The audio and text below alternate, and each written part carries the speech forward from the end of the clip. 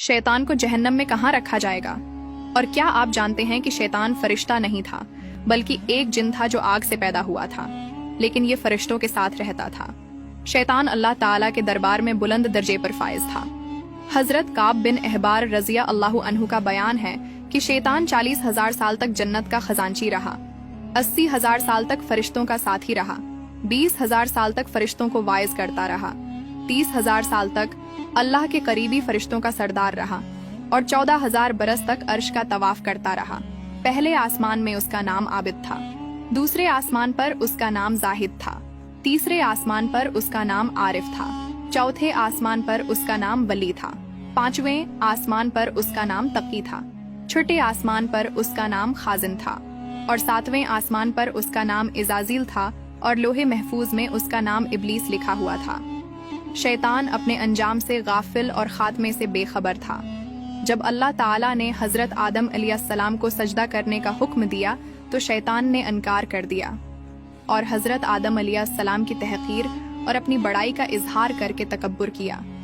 शैतान ने कहा कि मैं उससे बेहतर हूँ, मैं आग से बना हूँ और आदम मिट्टी से बना है, मैं उसको सजदा क्यों करूँ?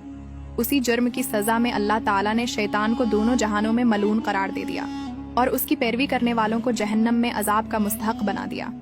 जब क़यामत का दिन आएगा तो हजरत इसराफील अलैहिस्सलाम सूर फूंकेंगे, जिससे तमाम जिन इंसान, जानवर, फरिश्ते और शायातीन मर जाएंगे। फिर उसके 40 साल बाद हजरत इसराफील अलैहिस्सलाम दोबारा सूर फूंकेंगे तो तमाम मखलूक़ात दोबारा जिंदा हो जाएंगी और फिर क़यामत कायम होगी। क़यामत के रोज तमाम नेक और बद को उनके अमाल के मुताबिक सजा और जजा दी जाएगी।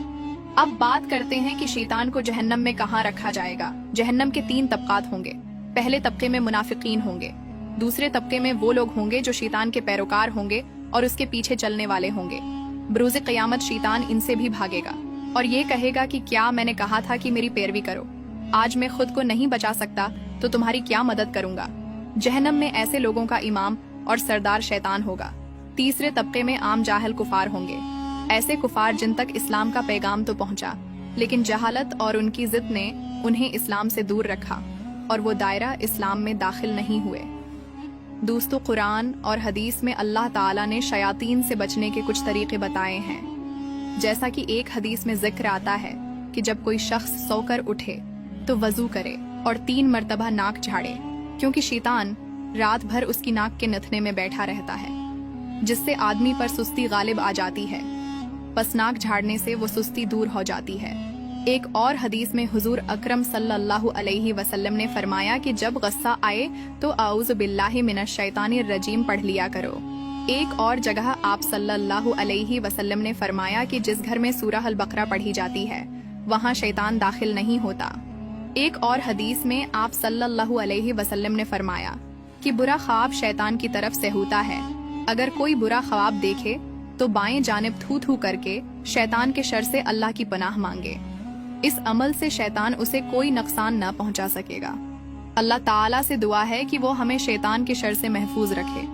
आमीन।